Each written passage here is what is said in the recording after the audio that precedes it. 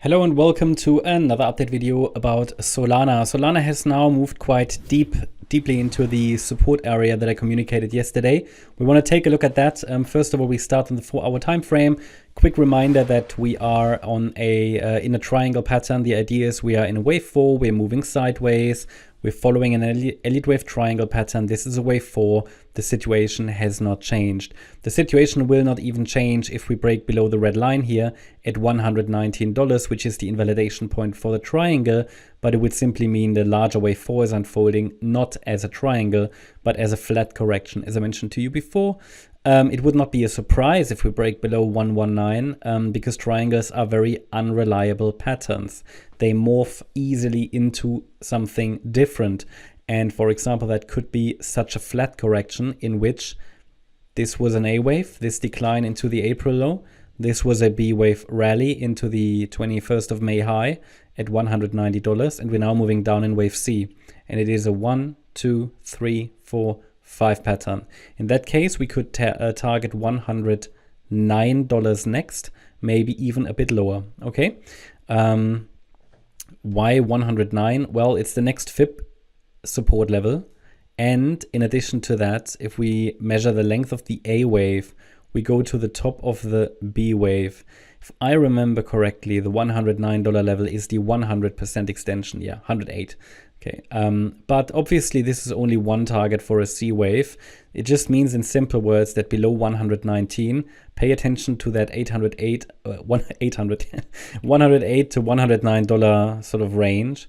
And below that we've got $94 and then 87 as basically next support levels. Okay, so these are the next key levels.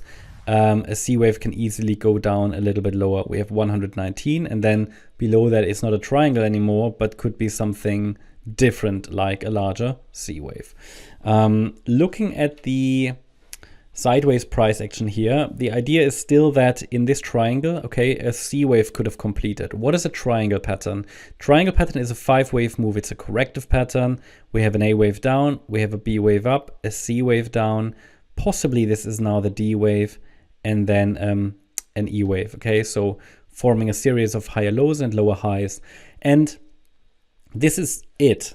Okay, yes, we have microstructures we can track, but this is not reliable, okay? Because we're dealing with back-to-back corrective price action. A really good Elliott wave trade setup you get when we have a 5-wave move into one direction. This here is basically just erratic, chaotic price action within a range. Okay, it's just range-bound movement. And obviously, you know, one strategy could be to just trade the range or to zoom out and just sort of, yeah, basically scale in as we get closer to support. But bear in mind, $119 is the invalidation point for the triangle. Below that level, 109 and 72.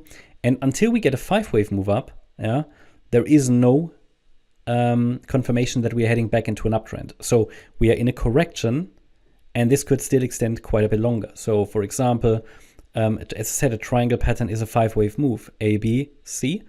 Okay, we might still complete the D wave, and then the E wave, and ideally then we go up, but below $119, it's just a larger wave 4. So I would not bet on the triangle to, you know, to end in a bullish structure. It could easily break down. That's why we have the $119 level, like the level for risk management. And if we go to the 1-hour time frame, you see we have only 3 waves up, right? It's only a 3-wave move up. We didn't have at any point here a 5-wave move up. This one was, and it led to another increase. But this here is now a 3-wave move, so we don't really have a great setup for higher prices. I would still argue, just based on the context, that a D wave would look best with a larger ABC structure, which is why I gave you this as a area to watch.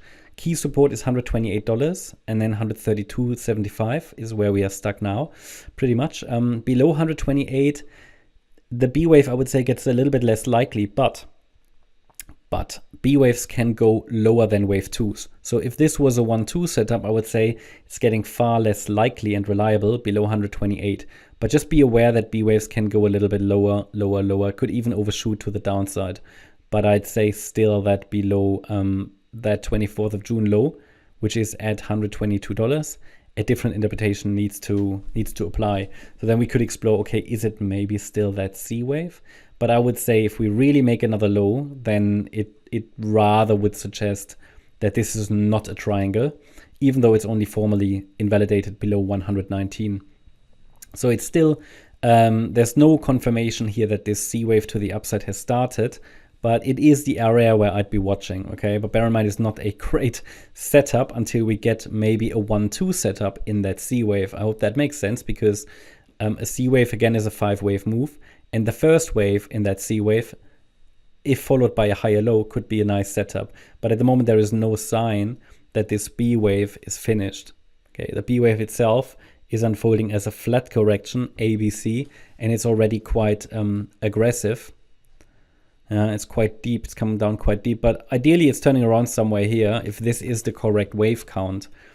Now again, probabilities within triangles are fairly balanced when it comes down to, how should I say, corrective price action up and down and erratic price action. Whenever we are dealing only with corrective price action, Elliott wave tells us to be a bit more careful.